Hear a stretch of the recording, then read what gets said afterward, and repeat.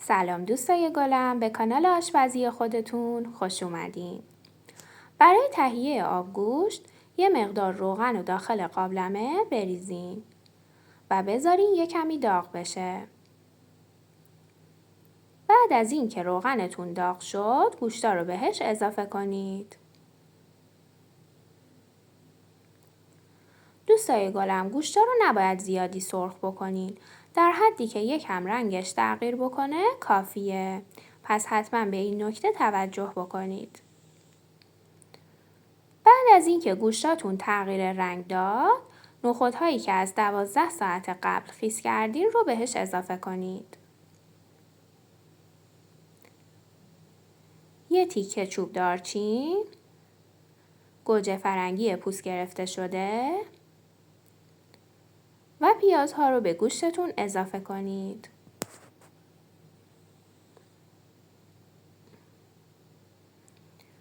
بعد از اضافه کردن تمامی مواد، یه تیکه دنبه هم استفاده کنید که طعم آبگوشتتون رو فوق‌العاده تر میکنه. توی این مرحله آب جوشیده رو اضافه کنید تا جایی که کل مواد رو بپوشونه.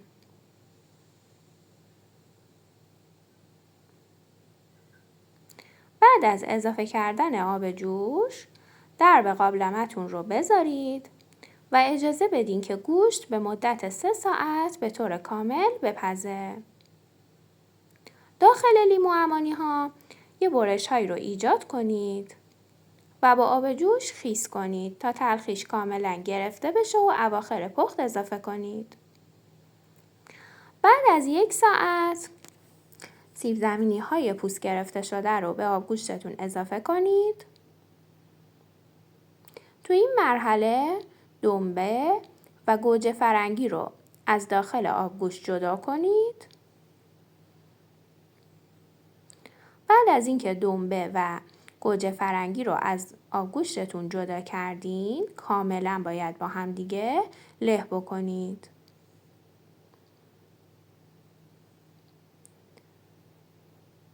دنبه له شده رو مجدداً به آبگوشتتون اضافه کنید. حالا یه ظرف جداگونه بردارین، روغن رو داخلش بریزین داغ بشه و 2 قاشق غذاخوری رب گوجه فرنگی رو به روغن اضافه کنید.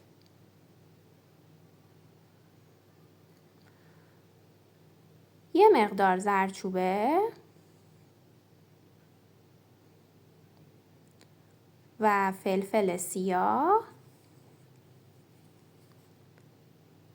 و نمک هم به ربتون اضافه کنید و رب رو با ادویه ها حسابی تفت بدین.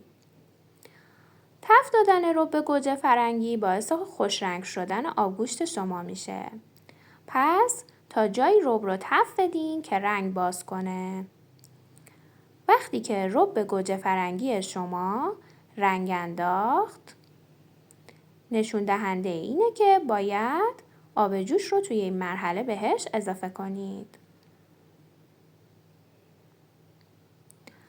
بعد از اضافه کردن آب جوش، رب رو داخل آب حل بکنید تا به شکل سس در بیاد.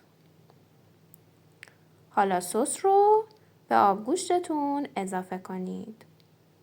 دوستای گلم، آبگوشت یه غذای مقوی و خوشمزه است که طرز پختش خیلی راحته. پس حتما درست کنید و در کنار عزیزانتون نوش جان کنید. نیم ساعت 40 دقیقه آخر لیمو امانی ها رو هم اضافه بکنید و بذارید تقریبا نیم ساعت دیگه جا بیفته. آخر پختم نمک رو اضافه کنید و تمام. بریم که سروش کنیم. بفرمایید. آب گوشت ما آماده است.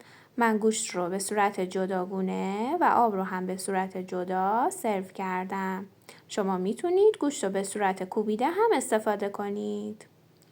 در کنارش از نون سنگک و سبزی خوردن تازه غافل نشین.